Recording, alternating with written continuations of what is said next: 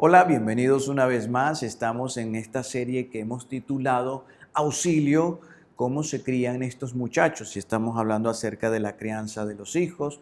Y esta serie es para todo aquel que está en relación con algún niño o niña. Y todos, de alguna u otra forma, llegamos a contactar, a conectar con un niño o una niña, bien sea porque sean tus sobrinos, bien sea porque sean tus primos, o bien sea porque tú seas un líder en una iglesia o un líder en una organización o simplemente en tu familia hay otros niños que te están viendo a ti como ejemplo. Así que esto es importante que lo sepas y que lo aprendas.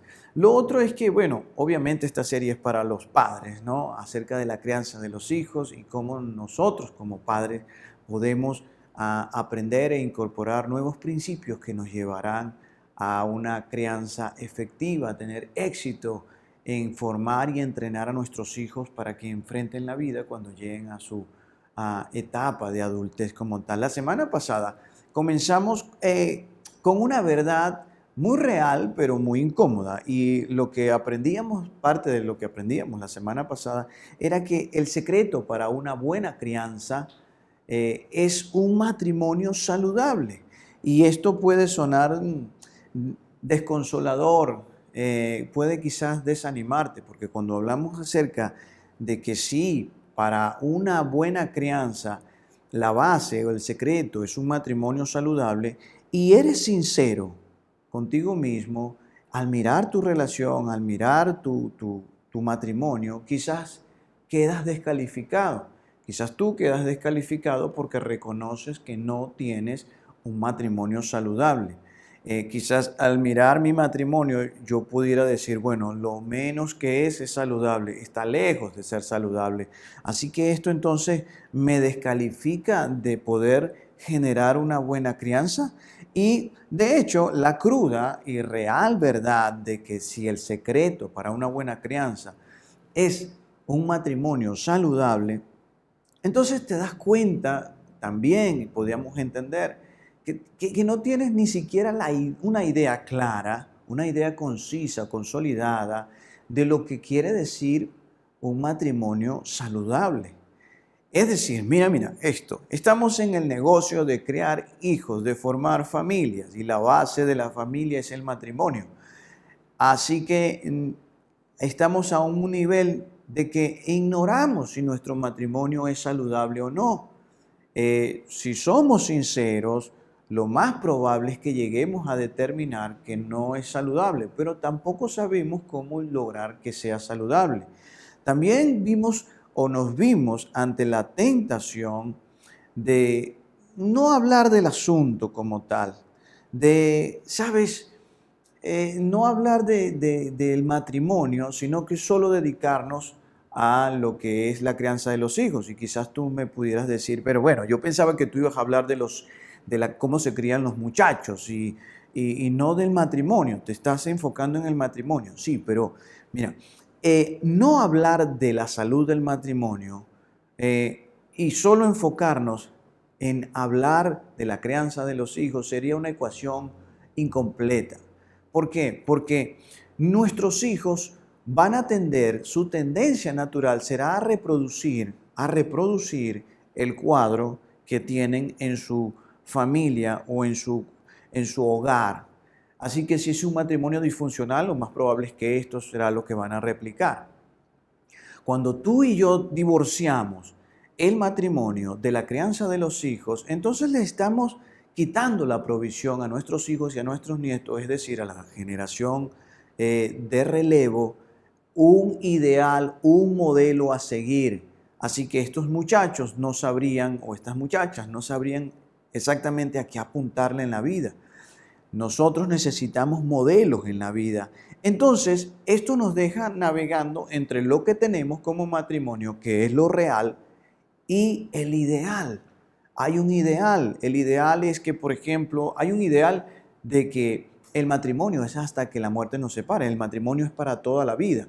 Y cuando tú y yo vemos ese ideal y vemos quizás no nuestro matrimonio, sino el de otros que se ha deshecho por completo, tú dices, ¿es coherente hablar de este ideal cuando hay tantos matrimonios que han fracasado?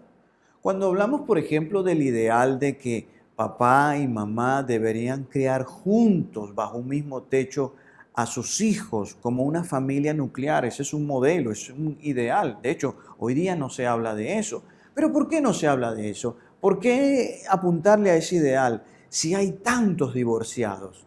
Si hay ahora tantas familias mixtas o familias quizás a medias. Es decir, está papá, está mamá y están los hijos, pero papá no está. O quizás el papá o el que está fungiendo en el rol de papá no es el papá biológico de estos hijos como tal. O matrimonios o hogares donde están los hijos de él, los hijos de ella, y entonces los tuyos, los míos y los nuestros. Entonces hoy tenemos tanto y la realidad es tan abrumadora, es decir, hay tantos fracasos y hay tantas familias quebradas que cuando hablamos de un ideal, pudiéramos desanimarnos, pudiéramos decir, no, pero ¿para qué apuntar a esto? ¿Para qué preocuparnos por esto? Mira, esto es lo que hay. El ideal es a lo que deberíamos apuntar, en lo que deberíamos convertirnos, lo que debimos haber alcanzado hace quizás 5 o 10 años atrás. Quizás cuando tú miras tu matrimonio, tú dices, sería ideal ser un matrimonio saludable. Debí haber estado en ese nivel o en ese punto hace 5 años atrás, pero sabes, entre mi esposa y yo ocurren cosas que no terminamos de resolver, conversaciones que no avanzan, por más que tratamos de hablar de este asunto, de aquel asunto, tú sabes, no logramos avanzar y siempre terminamos mal, así que hemos preferido ignorar. Entonces, caemos en los dos extremos. Uno, o ignoramos el ideal y seguimos inconforme con el real, y con el real, ignorando, marginando el ideal, caemos en un estado de desidia, en un estado inconforme, pero en fin, que no vamos a ninguna parte, pero eso es lo que tenemos. Nadie es perfecto, nadie es perfecto. Entonces empezamos a negar el ideal. Hablamos del ideal como algo que está muy fuera de nuestro alcance o fuera de nosotros, ¿sabes? Pueden haber matrimonios así, pero nosotros no somos así. Y nos conformamos con decir, bueno, nadie es perfecto. No sé si existan matrimonios saludables realmente, pero lo que puedo decir es que el mío está lejos de ser saludable. Ignoramos, marginamos el ideal. El otro extremo es entonces ignorar lo real. Es decir, bueno, sí, eso es lo que tenemos, pero no nos vamos a hacer cargo de eso, no hablemos de eso. De hecho, no me hables de la salud del matrimonio porque eso me incomoda. Eso me incomoda y como generación no queremos encarar el asunto. Somos una generación que se caracteriza por darle la espalda a todo lo que nos desagrada, a todo lo que no nos gusta, a todo lo que requiere un esfuerzo extra o un sacrificio. Por ejemplo, queremos tener buena figura física, pero sin hacer ejercicio y sin comer sano.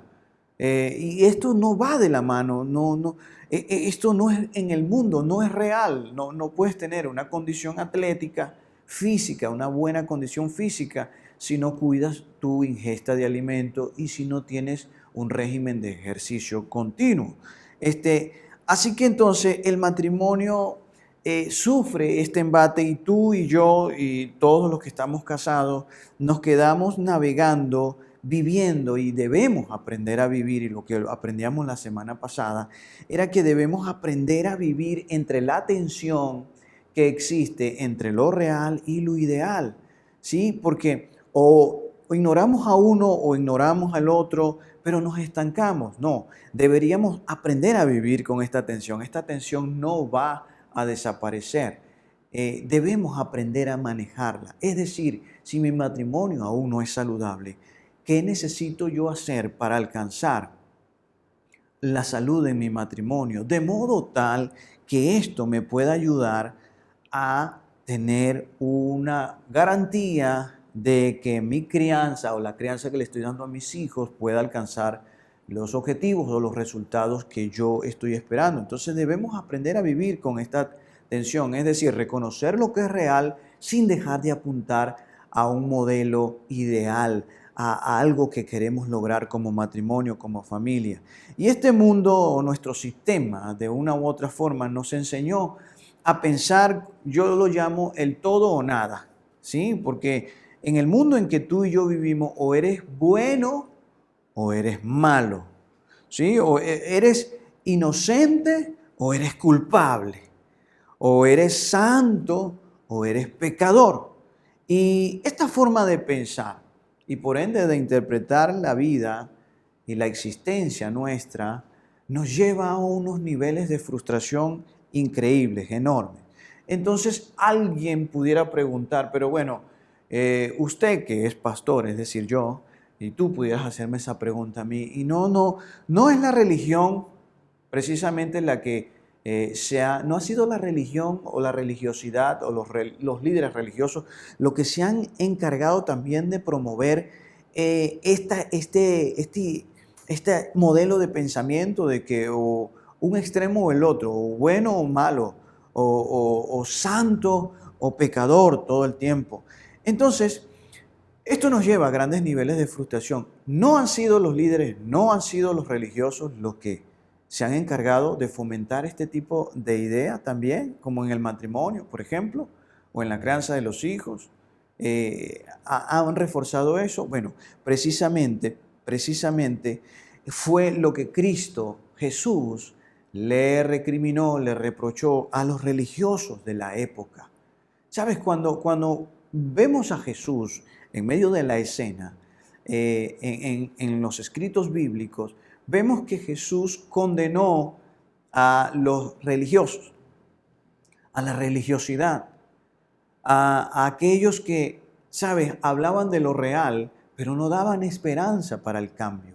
Juzgaban a las personas por sus pecados o por sus condiciones, pero no le ofrecían una alternativa. Y Dios, a través de Jesús, y lo que aprendemos de Jesús es esto, que Jesús, que vino y vivió entre nosotros y habitó entre nosotros, nos enseña a vivir en esta tensión. Jesús nunca negó lo real. Jesús nunca negó la condición pecaminosa del hombre, los pecados que los hombres tenían, el estilo de vida en el que estaban inmersos. ¿Sabes qué? Él nunca dejó de hablar de estas cosas, nunca lo marginó para solo hablar del ideal. Pero aunque nunca ignoró la verdad ni la marginó, jamás tampoco dejó de presentar el ideal. Así que Jesús le hablaba a sus seguidores y les decía, ustedes han escuchado esto, pero yo les digo que ahora ustedes deberían hacer esto. Ustedes han conocido que sus matrimonios deberían hacer de esta manera, pero yo les digo ahora que el ideal, la voluntad de mi Padre es que ustedes lleguen a hacer esto. Y de hecho, si lo pensamos bien, Jesús puso las cosas un poco más difíciles en términos reales. Porque cuando hablaba acerca del adulterio, por ejemplo, el de que han oído que ningún hombre debe cometer adulterio, es decir, tener relaciones con otra mujer que no fuera su esposa o fuera del matrimonio. Pues yo les digo más, dijo Jesús, y eso era lo real, pero yo les digo más, cualquiera de ustedes que mira a una mujer y la desea en su mente, ya ha cometido adulterio en su corazón. Así que cuando tú escuchas a Jesús hablar, te das cuenta de que, bueno, en ese particular, convirtió a todos los hombres, nos convirtió a todos los hombres en adúlteros, porque hay un deseo, hay un impulso natural en todo hombre de sentirse atraído por el cuerpo de una mujer y mirarla como tal. Y si de ahí vamos a la codicia, entonces ya estaríamos en adulterio. Aquellos que estamos casados y los que están solteros, pues ni hablar. En fin, pero Jesús lo que decía es, ¿sabes qué? Quiero que aprendan a cuidar su corazón. Quiero que aprendan a cuidar su corazón. No negaba lo real, pero no dejó de presentar lo que era el ideal como tal. Y tanto es así que Jesús nos enseña a vivir entre la tensión que existe entre lo real y lo ideal, que mira lo que declara el apóstol Juan, que Juan fue uno de sus seguidores más cercanos, que Juan caminó con Jesús durante 3 años y medio. De hecho, el relato bíblico habla acerca de que Juan era uno de los más cercanos. En ciertos momentos leemos que se recostaba en el pecho del Señor. Era alguien muy cercano a Jesús como tal y escribe lo siguiente. Escribe lo siguiente que nos da una maravillosa referencia. Dice en Juan 3:17, Dios no envió a Jesús al mundo para condenar al mundo. Fíjate, a diferencia de los religiosos, a diferencia de la religión, Jesús no vino a condenar al mundo. Y la religiosidad lo que hace es condenar, lo que hace es decir lo que no tienes, lo que no alcanzas, pero no te da la esperanza de cómo alcanzarlo. No te da el consuelo, ni el abrigo, ni el acompañamiento de cómo alcanzarlo. La religiosidad es así, contrario a lo que Jesús enseña y evidenció y de lo que pudo haber sido testigo Juan. Él dice que Dios no envió a su Hijo al mundo para condenar al mundo, sino para salvarlo. Mira, Jesús no vino a condenarte a ti o a condenarme a mí. Jesús no vino a condenar tu matrimonio por no ser saludable y no vino a condenar mi matrimonio por no ser saludable, sino que vino a salvarnos, vino a darnos un estándar, vino a darnos lineamientos y principios que nos pueden llevar a un mejor nivel en nuestro matrimonio. Pero, ¿cómo salvas? Porque habla de que vino a salvar a aquellos que estaban en pecado, aquellos que era lo real, estaban caídos de la gracia de Dios. ¿Cómo tú salvas a alguien que es culpable sin faltar a la justicia? Porque Jesús vino a salvarnos. Éramos culpables. La Biblia establece que todo aquel que ha pecado contra Dios está destituido de la gloria de Dios. Es decir, y el primer hombre que fue Adán, y conoces la historia, Adán y Eva desobedecieron a Dios y a partir de allí entonces la relación entre Dios y el hombre se rompió, la confianza se rompió y se distorsionó todo esto, lo hablamos en la primera sesión. El hombre entonces era culpable y merecía las consecuencias de haber ido en contra de lo que Dios estableció como tal. Ahora, ¿cómo salvas a un culpable sin faltar a la justicia? ¿Cómo lo haces? Ocupas su lugar en la ejecución. Cuando una persona ante la ley es hallada culpable por haber cometido algún delito, ¿cómo lo salvas? Si la evidencia arroja que es culpable, a la hora de la ejecución, tú te pones en su lugar y lo sustituyes como tal. Y esto fue lo que Jesús hizo por ti, hizo por mí e hizo por todos nosotros en la cruz del Calvario. Fíjate, entonces no vino a condenar al mundo, aunque reconoció realmente que el mundo estaba en pecado, que los seres humanos, que tanto tú como yo, estamos en una condición de enemistad con Dios por haber desconfiado, por haber desobedecido. Él se colocó en tu lugar y en mi lugar a la hora del juicio. La Biblia establece que la paga del pecado es la muerte. Y tú y yo merecíamos ir a esa cruz y ser muertos por nuestros pecados. Sin embargo, Jesús fue en nuestro lugar y ocupó nuestro lugar y así Él recibe el castigo que tú y yo merecíamos. Ahora, ¿cómo haces que un deudor pague si no tiene dinero? ¿Cómo haces que un deudor pague si no tiene dinero? ¿Sabes cómo? Pues perdona su deuda. Y eso fue lo que el Dios Padre hizo a través de Jesús en la cruz del Calvario. Tú y yo y ninguno de nosotros tenían la oportunidad de poder alcanzar los estándares que Dios había establecido como tal. No podíamos reparar el daño que Adán y Eva crearon para la humanidad. Y cuando te preguntas muchas veces por qué ocurren cosas en la vida de los hombres como tal, porque el hombre decidió, tomó una decisión paralela, independiente a Dios, y decidió habitar en este mundo sin Dios. Y cuando tú y yo vivimos, caminamos por esta vida, tratamos de formar familia, tratamos de mantener nuestro matrimonio a flote sin una conexión, una relación personal con Dios, entonces lo más probable es que vayamos a cometer muchos errores y vayamos a fracasar. Y esos errores se pagan muy dolorosamente con el divorcio, con el quiebre de una familia. Y por eso es que vemos tantos matrimonios quebrados, tantos divorcios, tantas familias despedazadas. Porque estamos tratando de jugar el juego sin uno de los participantes principales para ganarlo, y es nuestra relación con Dios, nuestra relación con Jesús.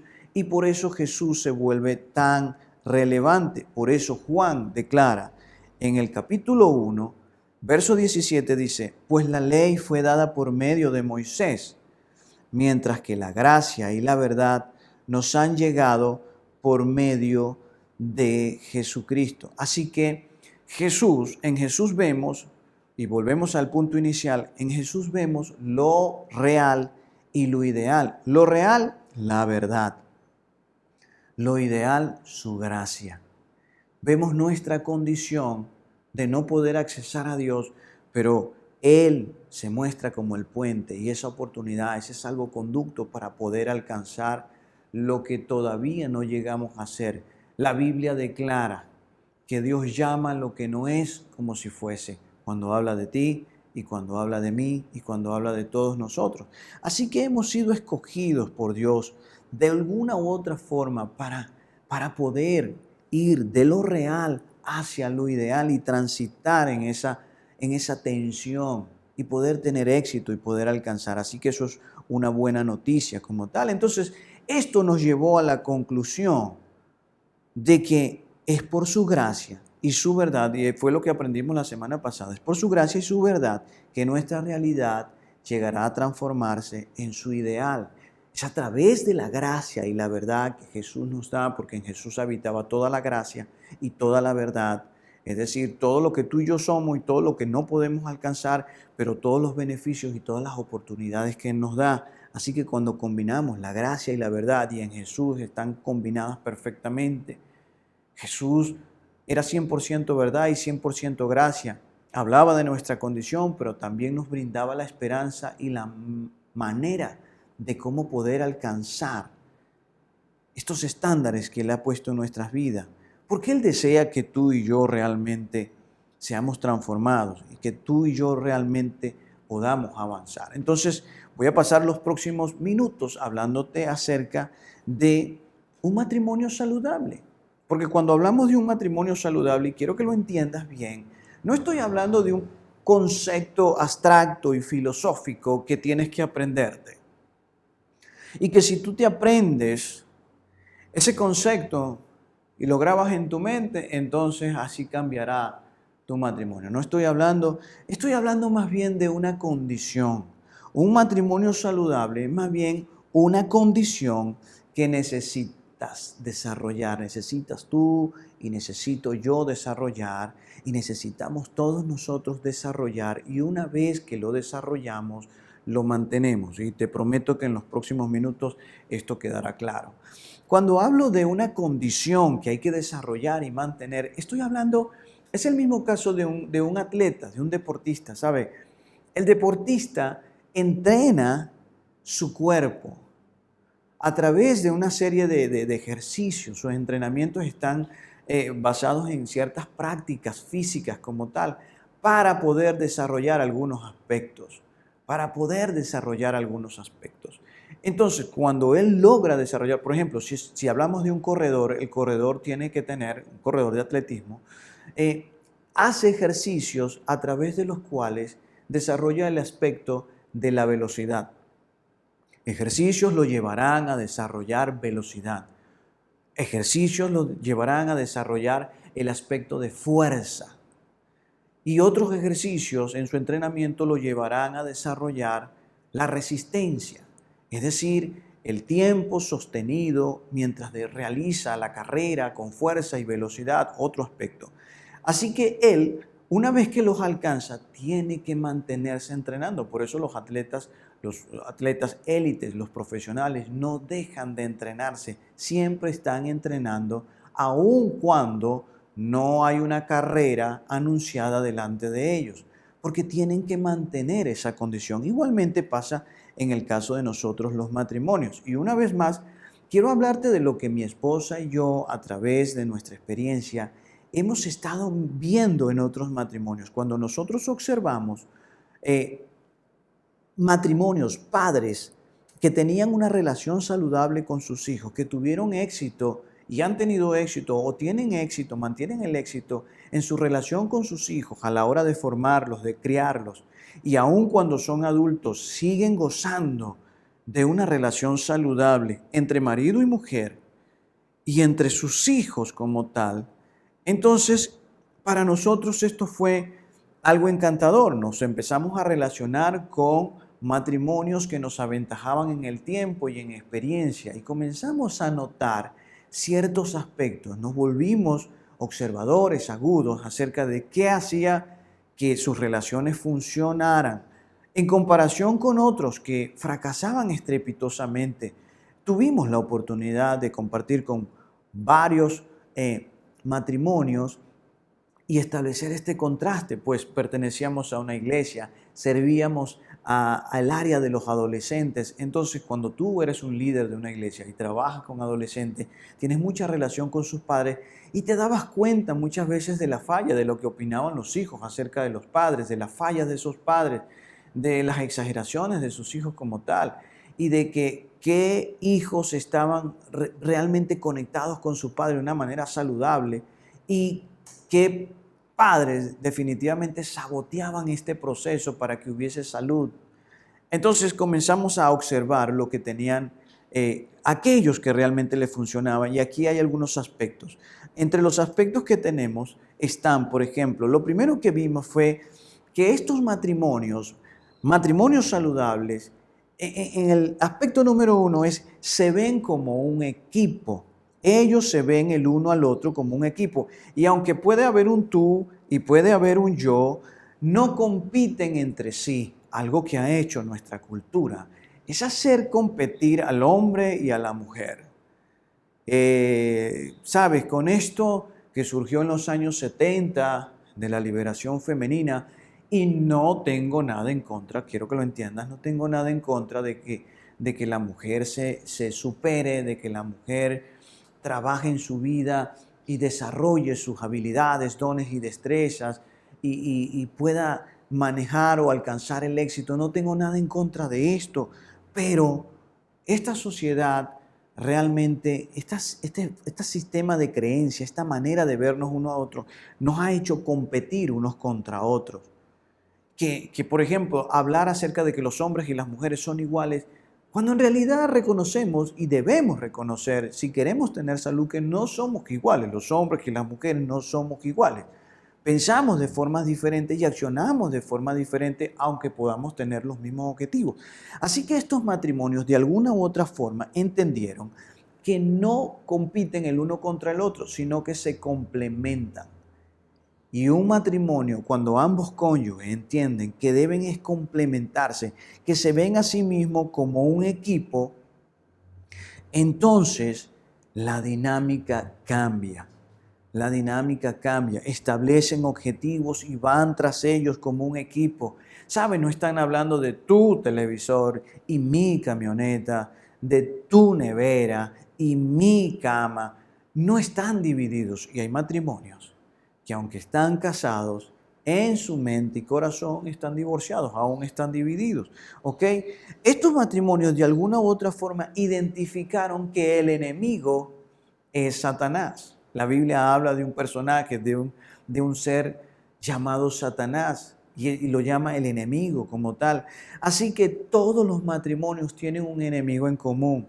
Se llama la suegra. No, mentira. Quise decir Satanás. Es una broma. El enemigo no es mi cónyuge. Entonces, algunos matrimonios todavía no alcanzan a entender que su cónyuge no es la competencia, que su cónyuge no es el enemigo. Y cuando hay diferencias entre el uno y el otro, o hay una discusión, mira, atacan con todo su arsenal como si se tratara de destruir al cónyuge porque lo ven como un enemigo o porque lo ven como una competencia. Esto no trae salud a nuestras vidas, a nuestros matrimonios, a nuestra relación. Así que ellos se ven como un equipo. Lo segundo que pudimos determinar fue que han aprendido a caminar de común acuerdo. Han aprendido a caminar de común acuerdo. Al observar estos matrimonios y ver que ellos establecen objetivos y planifican juntos, es algo que les da una fortaleza tremenda. ¿Por qué?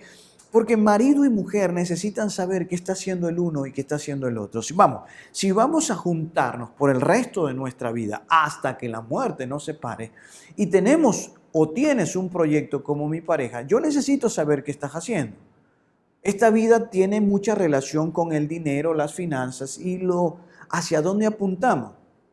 ¿Cómo ser parte de un equipo si no sé cuál es la meta que nos hemos propuesto alcanzar? Tanto marido como la esposa deben estar en pleno conocimiento de cuál es el objetivo que perseguimos, para que cada uno de ellos pueda identificar su rol, porque estas parejas también, aparte de que planificaron y establecieron objetivos juntos, tienen claro cuál es el rol que le corresponde a uno y al otro en la ejecución de dicho plan. Ellos entendieron esto con claridad. De alguna u otra forma se organizaron para aprender a caminar de común acuerdo. Establecieron acuerdos como tal.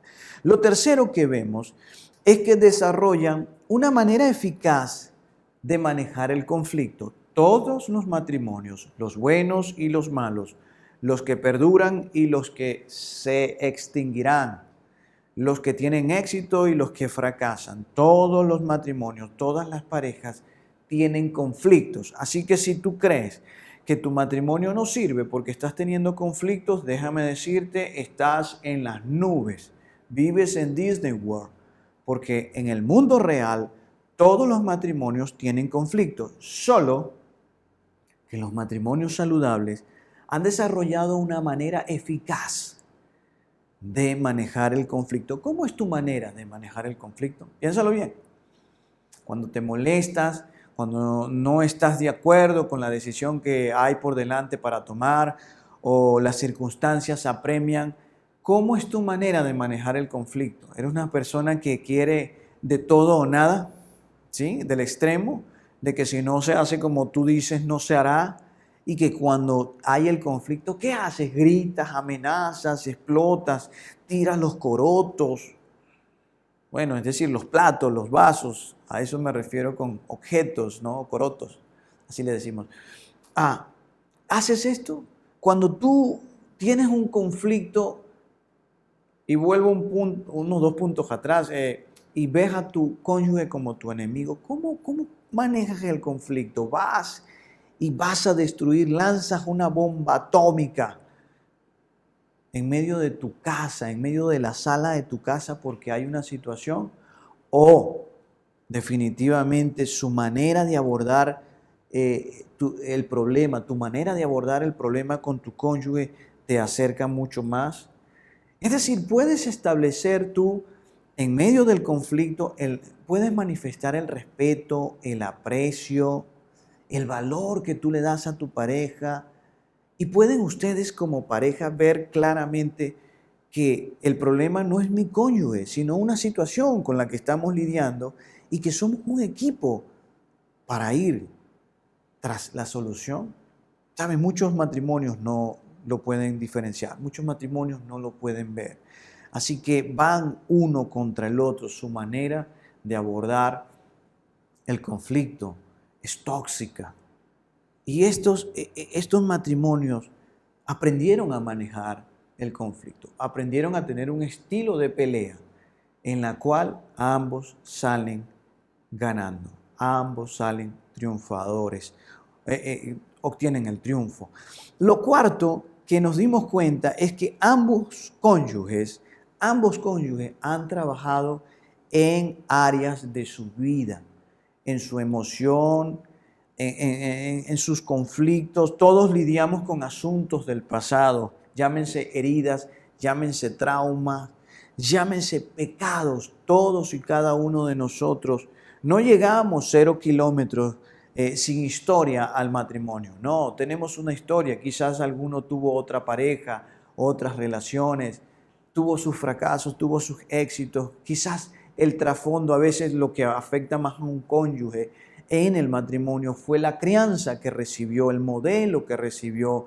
He conocido jóvenes que me dicen, viendo la forma y el modelo de mis padres y la conducta, cómo se desenvolvieron, y de esto hablaremos la próxima semana, yo no quiero casarme, porque para tener un matrimonio como el que tuvo mi papá y mi mamá, yo prefiero no casarme. Y sabes, sin embargo, estas personas, luego de hablar conmigo y haberme dicho esto, años después se enamoraron y se casaron y tienen problemas en su matrimonio actual. ¿Por qué? Porque todavía están lidiando y peleando con ese modelo que recibieron. Así que entonces, ambos cónyuges deben trabajar en esas áreas internas.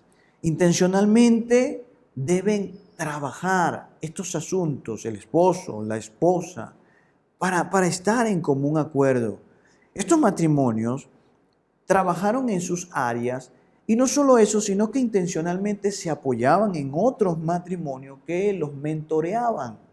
Es decir, ellos encontraban apoyo, consejo y ayuda en otro matrimonio que les brindaba todo esto. Quizás era un matrimonio, en la mayoría de los casos fue así, eran mayores que ellos, le llevaban algún tiempo, algunos años de ventaja y podían recibir esa mentoría y no solo eso, rendían cuentas. La pregunta, ¿tienes tú una pareja, amiga, que pueda aconsejarte saludablemente, que pueda darte principios, que te guíen y que te ayuden a encontrar una solución para seguir cada día más unidos? ¿Por qué? Porque no todas las parejas te van a dar buenos consejos. Eso es importante que lo entiendas y que lo tomes en cuenta. Y por último, poseen una mirada clara, o mejor dicho, esa es la quinta, no es la última es la sexta, pero poseen una mirada clara. Estos matrimonios poseen una mirada clara de sí y de su rol como cónyuges y como padres. Ellos lograron definir con claridad quién soy yo, cuál es mi responsabilidad y qué es lo que se espera de mí en el matrimonio.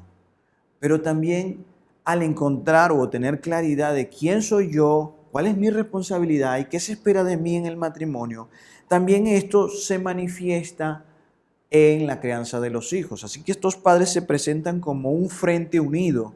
Papá y mamá se presentan como un frente unido ante los hijos. Y si tú tienes hijos, seguro que has vivido la experiencia de que tus hijos son unos pilluelos, son unos truanes. Ellos siempre van a tratar de salirse con la de ellos y van a tratar de poner a papá y a mamá en contra. Y cuando un padre contradice a otro delante de sus hijos, entonces el padre que contradice al otro delante de sus hijos socava la autoridad. ¿Y sabes qué? Tus hijos siempre se apoyarán en el padre que esté fallando a favor de sus planes.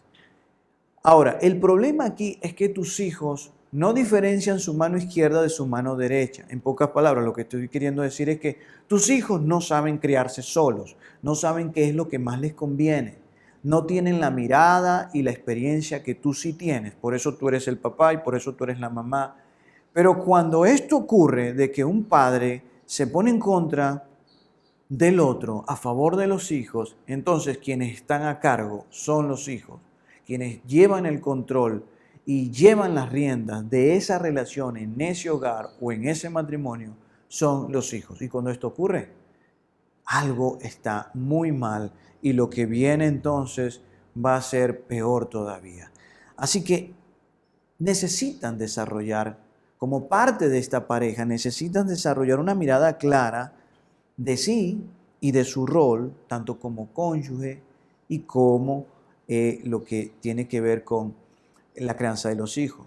Ahora sí llegamos al sexto aspecto, y es el último, y tiene que ver con una relación genuina y personal con Cristo Jesús. Y vamos, quizás tú eres una persona que no eres un fiel creyente, no vas a la iglesia, no te consideras a ti mismo como una persona religiosa como tal, pero quiero decirte que la ética y los principios que Jesús enseña, el estilo de vida al cual Jesús vino a invitarnos a adoptar y a seguir sus pasos, volverse un seguidor de Él, garantiza que realmente tú tendrás éxito tanto en tu matrimonio como en la formación de tus hijos. Es decir, garantiza que tendrás éxito en la crianza de tus hijos.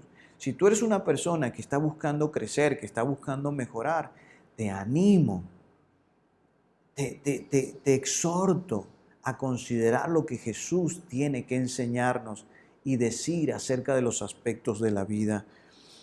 Porque creo que de todos los aspectos de los que he hablado, este es el más importante.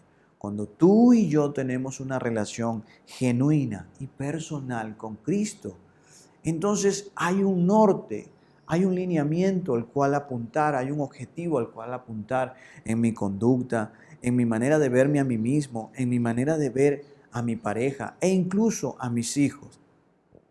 Si tienes una relación personal y genuina con Jesús, vas a entender mejor cuál es tu rol y tu responsabilidad como padre o como madre y cuál es el propósito que Dios te ha dado para el cual conducir a tus hijos como tal. Y tanto es así que Jesús nos los muestra en Juan capítulo 15. Jesús habla de la relación que tiene que tener o quiere tener con nosotros y cómo nuestro éxito está determinado por esa relación que tenemos con Él y esa familiaridad y esa conexión que tenemos con Él. Mira esto, está el esposo y está la esposa, pero mientras que el esposo se acerca más, y Cristo está aquí arriba, mientras que el esposo se acerca más a Cristo y la esposa se acerca más a Cristo, entonces estarán más juntos el uno del otro. ¿Y sabes qué? Cuando tú tienes una relación personal y genuina con Jesús, entonces puedes mirar con mirada de compasión, puedes mirar con ojos de compasión, de amor y de gracia, al mismo tiempo de verdad, a tu cónyuge. Y aunque puedas reconocer que hay muchas cosas de tu cónyuge que no son lo que tú quisieras, puedes aceptarlo con gracia. Y puedes darte cuenta que no te vas a enfocar en las diferencias para criticar y para desdeñar y para rechazar, sino que te das cuenta cuando tienes una relación genuina y personal con Dios, cuando tienes una relación como esposa genuina y personal con Dios, te vas a dar cuenta que puedes tener éxito en tu relación con tu pareja y no dedicar todo el tiempo a solo enfocarnos en las diferencias para criticarnos, para decir lo que el uno tiene y el otro no tiene y que tú eres mejor en esto o yo soy mejor que tú en esto. No, en la medida en que entonces nos acercamos más a Cristo que estaría arriba, entonces marido y mujer están más cerca el uno del otro. Y ese es el único triángulo amoroso que realmente funciona. Y es lo que Jesús nos invita. Pero cada uno debe tomar la iniciativa. ¿Por qué? Porque yo no puedo creer por mi esposa. Yo no puedo tener una relación personal y genuina con Jesús por mi esposa. Mi esposa no puede tener una relación personal y genuina por mí con Jesús. No puede. Yo tengo que ocuparme de esto, de nutrir mi relación con Jesús. Y mi esposa tiene que ocuparse también. Entonces, ¿cuál es mi responsabilidad? Mi relación con Jesús. ¿Cuál es la responsabilidad de mi cónyuge? Su relación con Jesús, desarrollar una relación personal y genuina con Jesús. Jesús dice esto y esto determina nuestro éxito o nuestro fracaso en la vida. Él dice lo siguiente: yo soy la vid verdadera y mi Padre es el labrador. La vid es una mata de uva. Y dice que Él es la vid, Él es esa mata, pero su Padre es el labrador. Él está identificando quién es cada quien en medio de esta enseñanza que está dando. El Padre es el labrador, es decir, Dios de alguna u otra forma quiere incentivar, cultivar nuestra vida, cultivar nuestro desarrollo. Y continúa diciendo: toda rama que en mí no da fruto, la corta, pero toda rama que da fruto, la poda, para que pueda dar más frutos. Al parecer, Jesús espera y tiene la la expectativa de que cuando tú y yo nos relacionamos con Él vamos a ser fructíferos, porque los frutos de una planta están en sus ramas. Son las ramas las que dan fruto. Y Él dice que toda rama que no dé fruto, algo le está pasando. Cuando una rama en una planta no da fruto, hay algo que está obstaculizando, no hay salud. Lo saludable, lo natural es que de las ramas salen los frutos, vienen las flores y salen los frutos. Allí es donde están los frutos. Él espera que cuando tú y yo nos conectamos con Él, el propósito, el destino, el resultado es que tú y yo demos frutos. Sin embargo, dice que el Padre poda esta rama.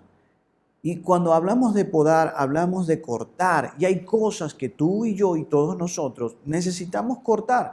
Quizás costumbres, quizás hábitos, maneras de enfrentar o abordar los conflictos, mi manera de ver a mi cónyuge y a mis hijos, mi manera de verme a mí mismo. Quizás hay algo que cambiar allí, ciertos hábitos, ciertas conductas. Algunas veces nosotros traemos patrones de nuestros hogares de origen y queremos seguir manteniéndolos y fomentándolos dentro de nuestro matrimonio o de nuestra familia. Y no nos damos cuenta que no son patrones saludables, por el contrario, son tóxicos y traen perjuicio. Así que nuestro Padre Celestial habla a través de Cristo Jesús de que Él poda estas ramas para que puedan dar mucho más frutos. Ustedes ya están limpios por la palabra que les he comunicado. Y Jesús se refería a todos aquellos que Él dejó el mensaje y habla de que la clave es su palabra. Sus enseñanzas nos recuerdan el ideal, a lo que tenemos que apuntarle, en lo que deberíamos enfocarnos para poder alcanzar esos objetivos que estamos buscando como pareja o como familia o como padres como tal. Y continúa diciendo, permanezcan en mí, y aquí está la relación, permanezcan en mí y yo permaneceré en ustedes.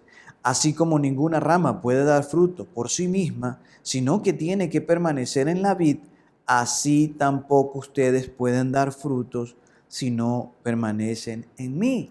Y una vez más lo va a repetir. ¿Y por qué? Preguntaríamos, ¿por qué Jesús repite lo mismo? Porque quiere llamar tu atención, porque quiere que te quede claro, porque cuando Él considera que algo es importante, te lo repite una y otra vez, así como lo hacía tu mamá cuando te criaba a ti. Y vuelve a decir, yo soy la vid, entiende, yo soy la vid y ustedes son las ramas, es de mí que vas a tomar. Las ramas toman la savia del tronco, del tallo como tal. Entonces, yo soy la vid, ustedes son las ramas, el que permanece en mí y yo, como yo en él, dará mucho fruto. Y lo que está estableciendo es que nuestra conexión, nuestra relación personal y genuina con Jesús, en la medida en que más me acerco a Jesús, en esa medida voy a dar mejores frutos. En la medida que mi esposa se acerca más a Jesús, dará mejores frutos y estos frutos los compartiremos como tal. Por lo tanto, seremos un matrimonio más poderoso, por lo tanto, seremos unos padres más poderosos y nuestra familia será una familia más saludable. Finalmente, él termina diciendo, separados de mí, no pueden ustedes hacer nada. Entiéndelo, quizás tú has luchado, te has esforzado en tu matrimonio, con tu pareja, con tus hijos, y los resultados hasta el día de hoy no han sido muy satisfactorios. Hasta el día de hoy no han sido satisfactorios. Hasta el día de hoy tus resultados no te satisfacen, no te producen la alegría o la plenitud. Y dices, bueno, aquí está mi familia, bueno, aquí está mi matrimonio, ahí vamos. Bueno, nadie es perfecto. La tierra no es el cielo. Estoy luchando, no logro alcanzar.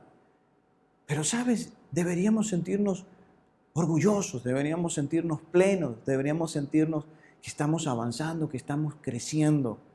Y quizás lo que te está haciendo falta en tu relación, porque ya tienes a tu cónyuge, es invitar a Jesús a tu vida.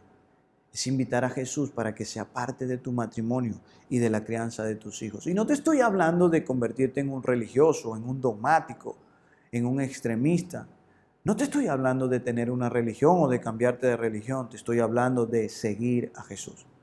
Estoy hablando de adoptar los principios que Él tiene para ti, para mí, para todos nosotros, como esa vid que tiene savia en la cual nos podemos nutrir y así nuestra vida dará fruto. ¿Deseas que tu matrimonio continúe o dé más fruto del que ha dado hasta el día de hoy? ¿Desea que tu familia sea una familia fructífera, donde aun cuando tus hijos crezcan y sean adultos, quieran seguir compartiendo una relación contigo y con tu pareja? Imagínate esto, poder formar hijos, y de esto vamos a hablar la próxima semana, poder formar hijos que cuando se hacen adultos quieren pasar tiempo con nosotros. Imagínate este cuadro, tú ya como un padre y una madre adulta que han creado a hijos adultos y que ahora esos hijos tienen los nietos, tienen a sus propios hijos. Imagínate todos reunidos. ¿Será que ese es el futuro que tú esperas? Compartir con tu familia, compartir todos juntos, donde haya armonía, respeto, amor, cuidado mutuo. ¿Sabes? Solo en Cristo Jesús podemos obtenerlo. Y es lo que quiero que aprendan hoy. Dejé esta línea para el final y si se te olvida todo lo que te dije desde el inicio, esta es la frase, estas son las líneas que engloban toda la idea de lo que quiero que hoy te lleves, y es que un crecimiento individual en tu relación con Cristo producirá un matrimonio saludable. Un crecimiento individual en tu relación con Cristo producirá un matrimonio saludable. ¿Y por qué individual? Porque tú tienes que trabajar en tu relación personal y genuina con Jesús. Eres tú quien tienes que hacerte cargo. Tu pareja tiene que hacerse cargo, ella o él personalmente. Tú no puedes hacerte cargo por él o por ella. Entonces cada uno, como alguien que está en un matrimonio, es parte de una familia, está educando hijos y quiere tener éxito, debe ocuparse de un crecimiento individual en su relación con Cristo Jesús, y esto producirá un matrimonio saludable. Por último, ¿qué quiero que hagas? ¿Qué quiero invitarte a hacer? Esta semana quiero que establezcas objetivos. Esto que tú quisieras alcanzar, esto que tú quisieras definitivamente que fuera algo real y tangible en tu relación con tu cónyuge, en tu relación con tus hijos. Vamos, establece un objetivo en tu relación con Cristo Jesús y toma acciones para alcanzarlo. Haz una lista de las cosas. ¿Cómo quisieras tú que fuera tu matrimonio, tu relación matrimonial? ¿Qué crees tú que le está faltando a tu relación matrimonial en comparación o en contraste con estos 6 aspectos que te mostré? ¿Cuál de ellos te está faltando? Anótalos en la lista. ¿Qué te está faltando en tu relación con tus hijos? ¿Qué le falta a tu hogar para que sea un hogar saludable? ¿Qué le falta a tu matrimonio para que sea un matrimonio saludable? Vamos, establécelos como objetivos y toma acciones. ¿Qué vas a hacer? ¿Con quién tienes que hablar? ¿Cuándo lo vas a hacer? ¿Cuándo vas a empezar? Si no eres tú, ¿quién lo hará? Y si no es ahora, ¿cuándo lo vas a hacer? Vamos, dale una temporalidad a esas acciones. Voy a ir a hablar voy a reunirme, voy a pedir ayuda, voy a buscar la ayuda de un profesional para poder mejorar. Es lo que quiero que hagas esta semana. Por último, quisiera pedir en oración a Dios para que te ayude a ti que estás escuchando este mensaje. Permíteme hacerlo. Señor Jesús, te doy gracias por tu amor, por tu bendición. Yo te pido que mires allí a cada matrimonio, a cada cónyuge que está viendo este video y que pueda incorporar estos principios que hoy hemos estado compartiendo.